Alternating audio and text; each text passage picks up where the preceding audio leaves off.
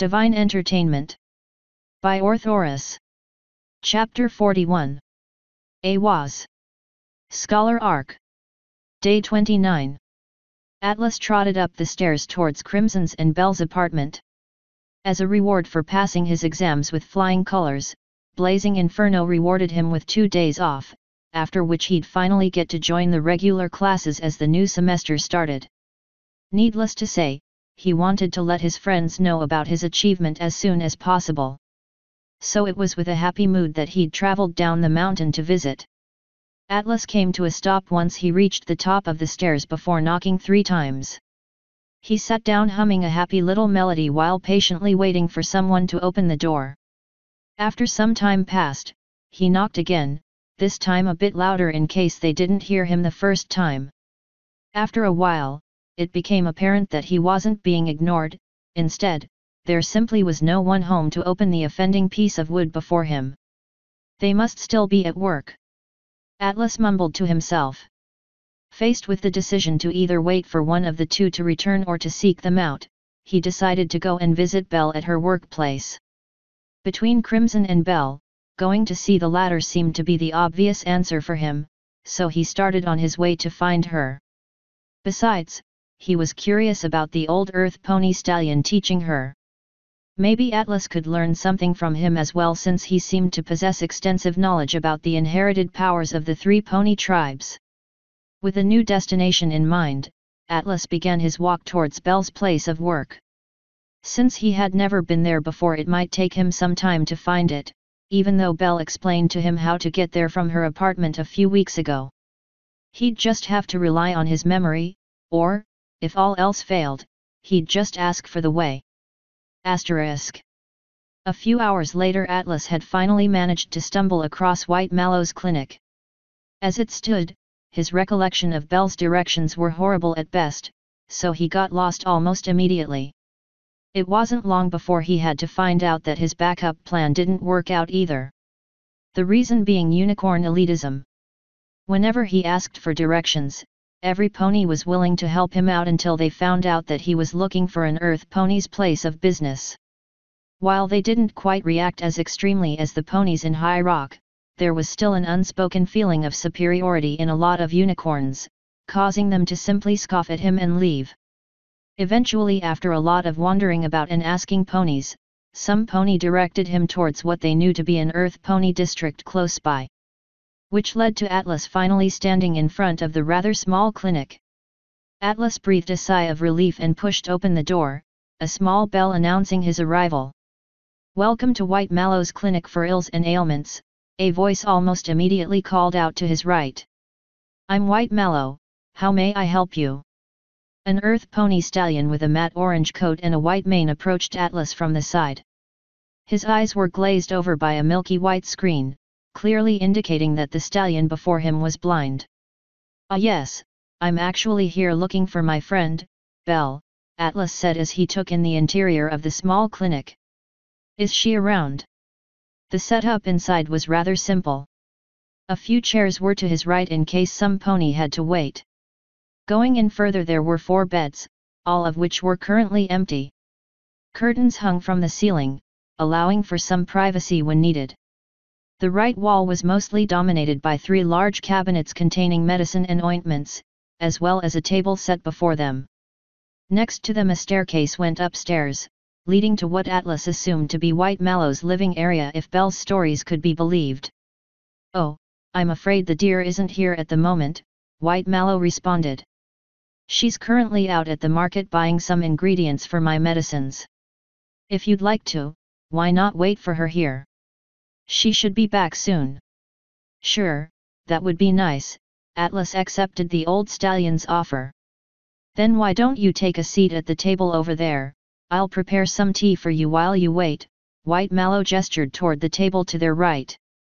"Will do, thank you very much." Atlas took a seat as he was told and started to read the labels of the medicines inside the cabinets. There seemed to be a large selection present, ranging from salves that supposedly accelerated healing to oils that helped relax tired muscles. It didn't take long for White Mallow to return, 2 cups of steaming tea balanced on a tray on his back. The cups were set on the table and Atlas accepted his gratefully. "So, you are whom?" White Mallow asked as he took a seat as well, taking a sip of his own tea. Atlas raised a brow at the rather straightforward question but answered nonetheless. "Excuse me for not introducing myself earlier, my name is Atlas. I'm Bells." Atlas furrowed his brow in thought. How was the pony equivalent of a boyfriend called again? Special Some Pony. The last part of his introduction came out as more of a question and Atlas observed the old stallion in front of him for any indication that he just made a fool out of himself. "Oh, yes. I remember," White Mallow said. "Belle has been talking about you a lot." White Mallow smirked knowingly before taking another sip of his tea, while Atlas exhaled in relief. Apparently Special Some Pony was an accepted term. "I hope only good things," Atlas chuckled as he gave the go-to response for this type of conversation. "Well, mostly," White Mallow replied, "but also some of your mishaps together have reached my ears." Atlas simply smiled and sipped his tea, opting not to take the bait. "I hear you're a somewhat special unicorn," White Mallow continued. "Triple affinity, never seen before stuff. Good on you." "Ah, there's actually quite a few drawbacks to that," Atlas said. "Oh really? Like what?" "Overzealous researchers mainly," Atlas grumbled into his cup. Laughter filled the room at Atlas's remark, White Mallow finding great joy in it. "Oh yes, I can imagine," White Mallow said after calming down again. "Those unicorns tend to go a bit nuts whenever there's a new magical mystery to research. Tell me about it. Listen, if you ever feel exhausted, be it mentally or physically, you just come over here. I'll fix you right up," White Mallow offered. "I'll even give you a discount since you're Belle's friend." "I'll take you up on that offer," Atlas replied with a smile. "Sure could have used it a few times recently." White Mallow nodded sagely while sipping on his tea. "Moving on then, I can hear that you have a question you want to ask." Atlas recoiled a bit. Apparently, the old stallion had seen right through him. Deciding to no longer beat around the bush, he asked the question he wanted to ask ever since hearing about the old stallion. "I've heard from Belle that you're quite knowledgeable in the field of history," he began to explain. "More specifically, the history of creation concerning the gifts bestowed upon the three races." "It is so," White Mallow confirmed. "Well, I must say, after what Belle told me, I am quite fascinated by what you shared with her and was wondering if you might be able to tell me more." Atlas finished. "Hey!" Mallow seemed surprised at the question. "A unicorn willing to believe the ramblings of an old stallion? Now that's new." "What do you mean?" Atlas asked in a confused manner. "Well, no pony usually ever believes me whenever I tell them about it," Mallow explained. "Earth ponies just think me an old fool and unicorns won't even give me the time of day. For all their fascination with their research, they sure don't care about where they came from and what they could do."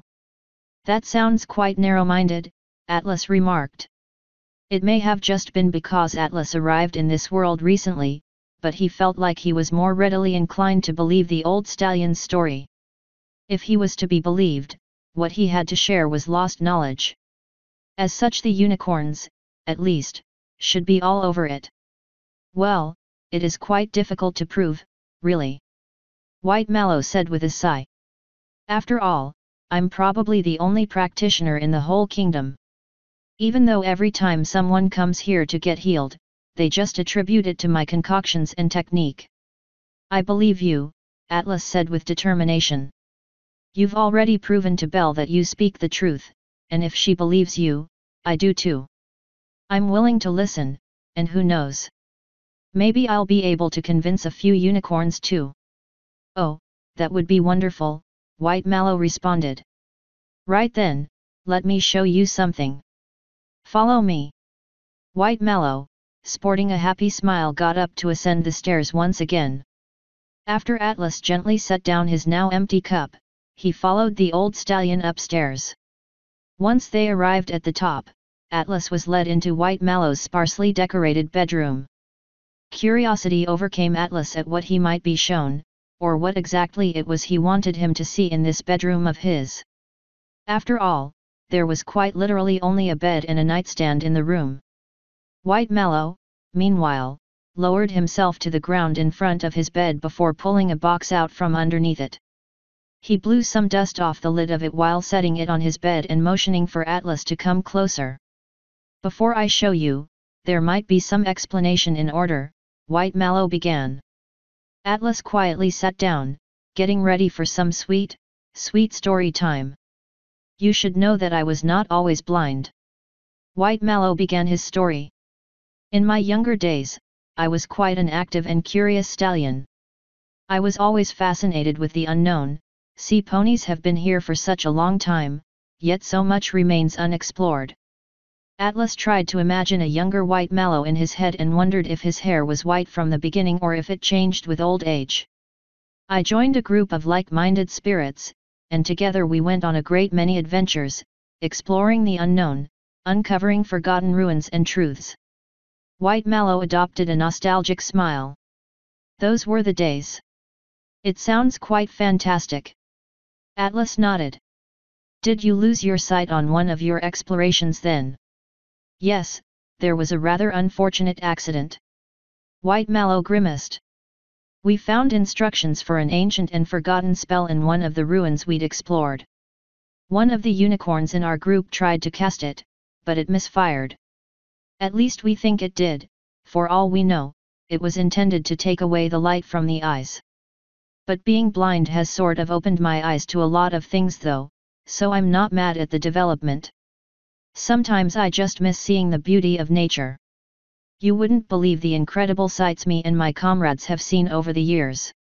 White Mallow went silent for a few seconds, most likely remembering the incredible things he had seen. "Which brings me to what I wanted to show you." He gestured towards the box next to him. "As you can probably surmise, we discovered quite a bit of weird and astounding artifacts on our travels." He flipped open the lid, revealing an assortment of small statues, necklaces, and various other doodads. "Most of what we found was sold to museums or collectors, but some of it, we kept to ourselves. Either because we liked it or because no pony wanted to buy it." White Mallow explained.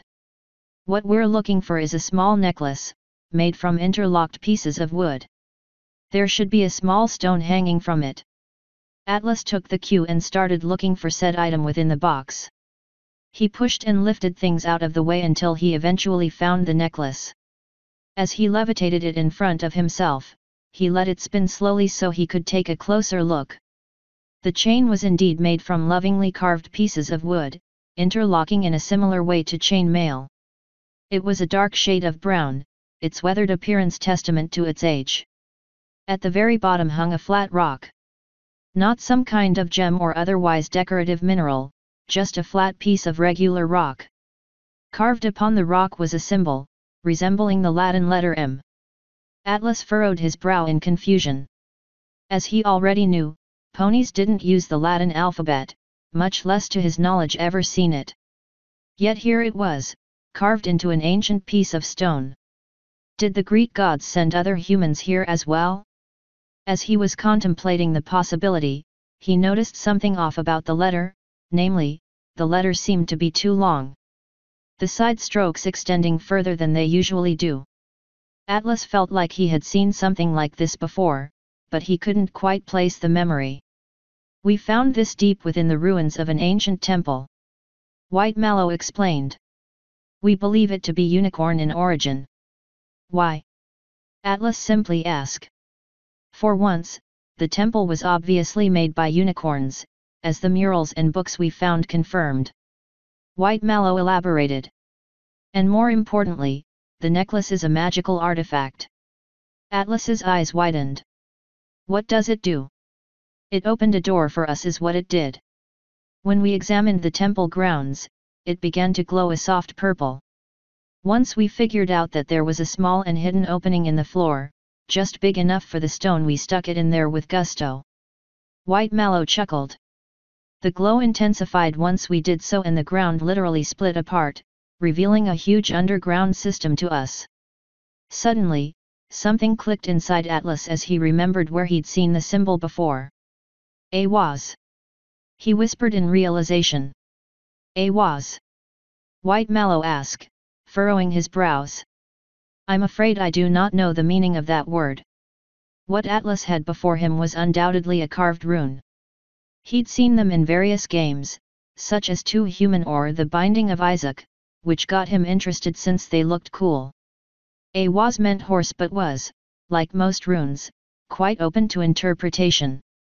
Passage being one of them. Realizing his mistake of saying the word aloud, Atlas stumbled over his words to come up with an excuse. I believe. I've read about symbols like this before.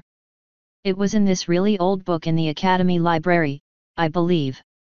Atlas adopted an awkward smile, oblivious to the futility of the action. White Mallow looked at Atlas suspiciously, an amazing feat considering his blindness. For a second Atlas thought the old stallion saw right through his lie, but whatever the case, he wasn't about to reveal himself to an old stallion he just met. I'm back. The sing-song voice of Belle could be heard from downstairs, accompanied with the ring of the bell above the door. Coming. White Mallow called back. He once again looked at Atlas, seemingly contemplating something. Keep it. Wah. Atlas stammered out. You seem to have more use for it than I ever will, plus you seem to know something about it, so it would be more useful in your hooves than in a dusty old box. White Mallow said with finality. Thank you very much, Atlas sputtered out. I'll always keep it safe. I'd hope so. White Mallow said as he made to move towards the stairs. Now come, your mare friend is waiting. Author's note. Sorry for the wait. Next to me being sick and other problems I had with this chapter, no, I did not delete it 2 times and start over, this took a while to complete. Also, for those who don't bother with my blog, I recently cleared out my read later list. For those who need more reading material, you can see those who made the cut here, click. Once again, thanks to my editor Azriel and my proofreader Kilobytes for a job well done. Today's chapter was brought to you by this song. End author's note.